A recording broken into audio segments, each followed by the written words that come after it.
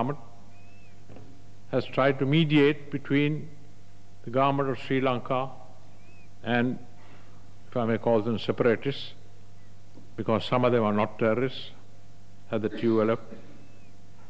They don't adopt violent methods. Separatists, both violent and non-violent. The Indian government has tried to mediate between our government and the separatists.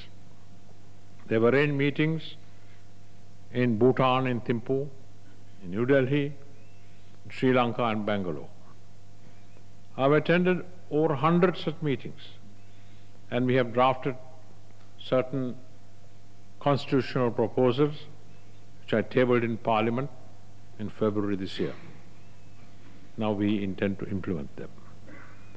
But for the first time, in July this year, Sir Rajiv Gandhi sent me a message that he was prepared to come to Sri Lanka and sign an agreement with me between the governments of India and Sri Lanka to help to solve this problem.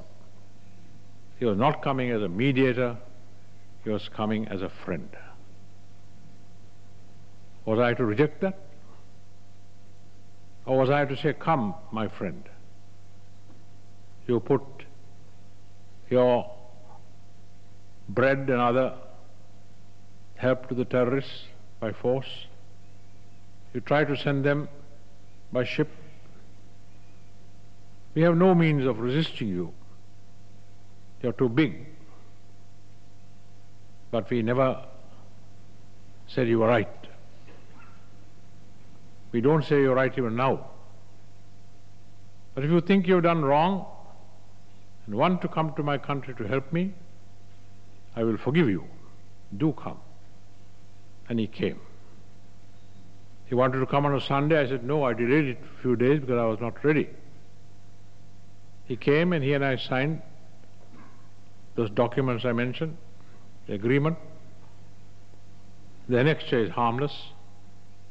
The letter deals with some matters that he and I are to discuss in the future. There are no decisions on that. One is that the Trincomalee oil tanks should be run by our governments in a joint agreement in which we have the major share. What is wrong with that? Certainly the Sri Lanka Freedom Party cannot say it's wrong, because their policy was to give the tanks to India free. You see in Hansard, as it will be cited soon in Parliament. Don't call for tenders. When we called for tenders and gave it to a foreign firm, not to India. India also tendered, but she didn't get it. We can't obviously send them to India because they can't train both the terrorists and our troops.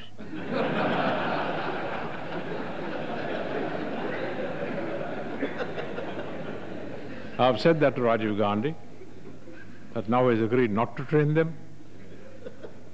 He has agreed to send them back from India. He didn't do for all this time. I said, I'll discuss with you. We are sending them to Pakistan. We are getting trainers to the United Kingdom. But Mrs. Bandaranaike's policy was publicly stated, don't send your people for training to Pakistan. If so, where the devil am I to send them? How am I to find the terrorists?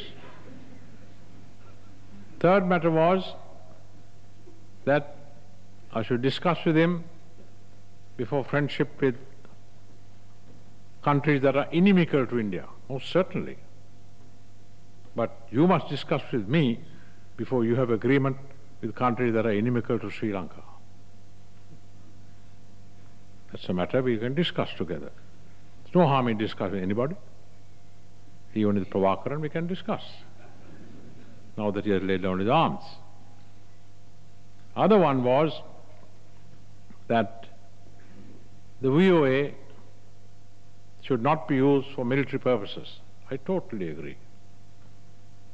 And Americans have said they do not intend to do so, or any other foreign broadcasting station can broadcast with the permission of the government of Sri Lanka, but not for military purposes. But Mrs. Bandaranaike's policy was close down the VOA, which I will not do. So you see, the opposition, there are only two parties that oppose us, Sri Lanka Freedom Party and Sri Lanka Mahajana Peramuna of Mr. Dinesh Gunwardena. They are saying things that we are doing, which they have said they will do. And I'm not doing them at all. The letter says, these matters and others we will discuss. We haven't discussed yet, but we will discuss and come to an agreement which will be made public.